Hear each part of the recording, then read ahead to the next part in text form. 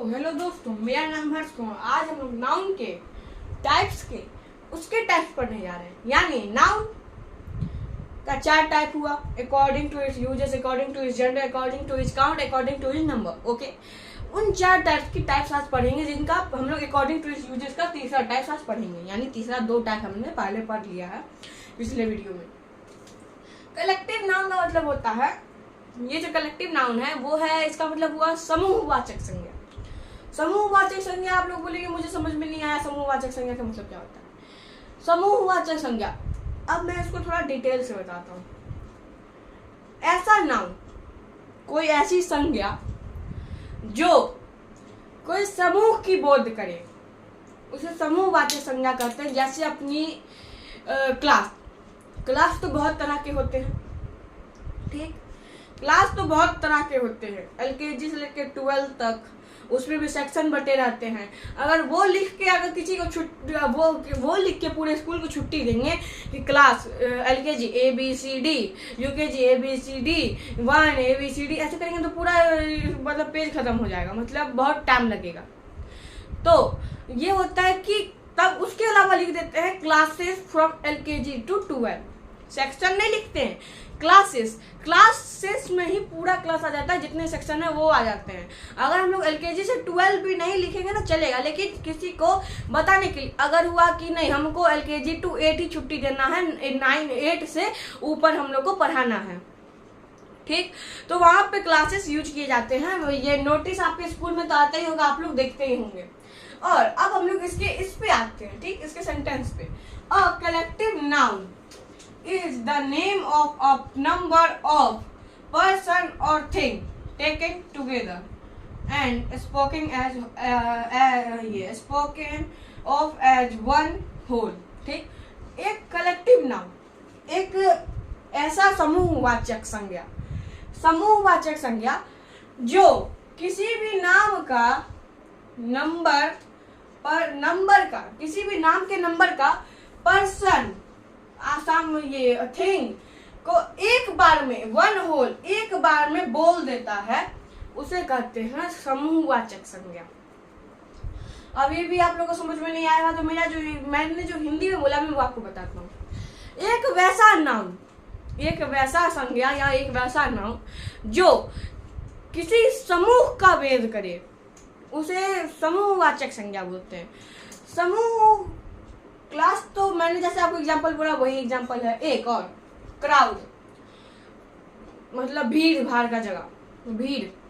भीड़ में तो सब तरह के लोग होते हैं, बूढ़े से लेके जवान, महिलाएं, पुरुष, बच्चे सब होते हैं भीड़ में। तो उसमें अब सबको डिनोट करेंगे तो थोड़ा टाइम लगेगा, तो उसको हम लोगों ने क्या किया, कलेक्टिव नाउन में क्राउड बना दिया। आर्मी तो हमारे इंडिया में बहुत तरह के हैं, पैरा कमांडो, BRCF, बहुत तरह के हैं, ठीक। नेवी हुए, एयरफोर्स हुआ, तो सबको डिनोट करने में टाइम लगेगा, तो हम लोग अपने इंडियन आर्मी को आर्मी बोलते हैं। नहीं तो इंडियन नेवी, इंडियन पुलिस, ये क्या कहते हैं, ये इंडियन नेवी, इंडियन एयरफोर्स, बहुत तरह के हमारे हैं यहाँ। पैरा कमांडो हुए और BRCF के जवान हुए, तो उन सबको डिनोट करने के लिए आर्मी हम लोग लिख देते हैं, ठीक। तो ये आप लोग को मेरे ख्याल से समझ में आ गया होगा। अब इसके एग्जाम्पल को भी मैंने बता दिया है। अब हम लोग आगे मटेरियल नाउन के बारे में पढ़ेंगे। तो हाँ, अब मटेरियल नाउन की बारी।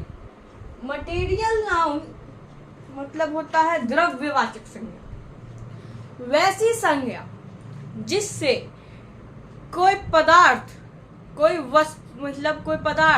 द्रव्य को मापा या तौला जा सके, उसे गिना ना जा सके, बस मापा या तौला जा सके, उसे मटेरियल नाउन यानी द्रव्यवाचक संज्ञा करते हैं।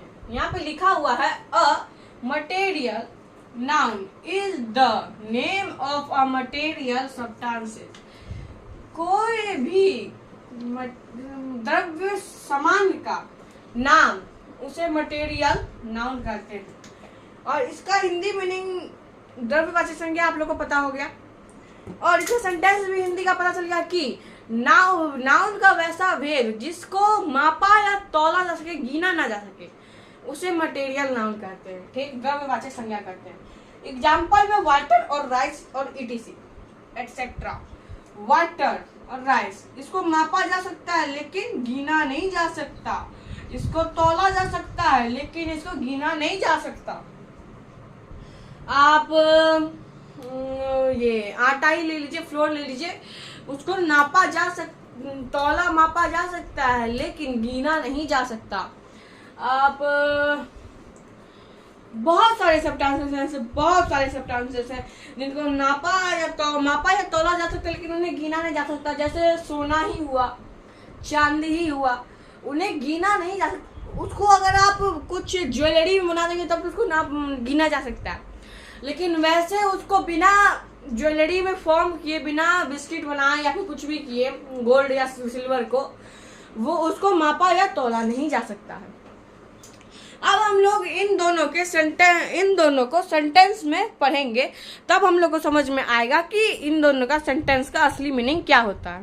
तो इन दो एग्जाम्पल को मैं यहाँ पे आपके सामने प्रस्तुत करता हूँ। इसमें हम लोग को अभी एब्स्ट्रैक्ट नाउन छोड़ के सारा नाम अभी इसमें खोजना है, ठीक। वैसे मैं बता दूंगा कि इसमें एब्स्ट्रैक्ट नाउन कौन है। राम, आपको समझ में आ गया होगा कि ये प्रॉपर नाउन है, ठीक। और Ram is the best boy in the class, ठीक है। तो बॉय आ जाएगा कॉमन नाउन में। और क्लास एग्जाम्पल तो हम लोग ने लिया था क्लास, तो अभी तो पढ़ा था क्लास, तो ये आ जाएगा कलेक्टिव नाउन में। दो, एक कॉमन है, एक कलेक्टिव, ठीक, समझ जाइएगा। और अब इसमें sympathy is better than gold, अभी तो मैंने गोल्ड बोला था, मटेरियल नाउन, अच्छा हाँ मटेरियल नाउन में। अब इसमें मैं बताता हूँ कि एब्स्ट्रैक्ट नाउन कौन है। ये जो सिंपैथी आपने देखा ना, ये है आपका एब्स्ट्रैक्ट नाउन। अब एब्स्ट्रैक्ट नाउन के बारे में हम लोग कल के वीडियो में पढ़ेंगे और अगले वीडियो में पढ़ेंगे। आज के वीडियो के लिए बस इतना ही। और आप लोग को बहुत ज़्यादा थैंक यू, धन्यवाद। मुझे बहुत ज़्यादा खुशी हो रही कि हम लोग की 140 सब्सक्राइबर की फैमिली पूरी हो गई, होने वाली है। एक सब्सक्राइबर पीछे हैं तो कोई दिक्कत की बात नहीं है, वो भी हो ही जाएगी। और जल्द ही जल्द हम लोग के 150 भी होंगे, 200 भी होंगे, 250 भी होंगे, 300 भी होंगे। तो हम मेरे चैनल पे आगे बने रहिएगा। तो आज का वीडियो यहाँ पे खत्म करते हैं। जय श्री राम।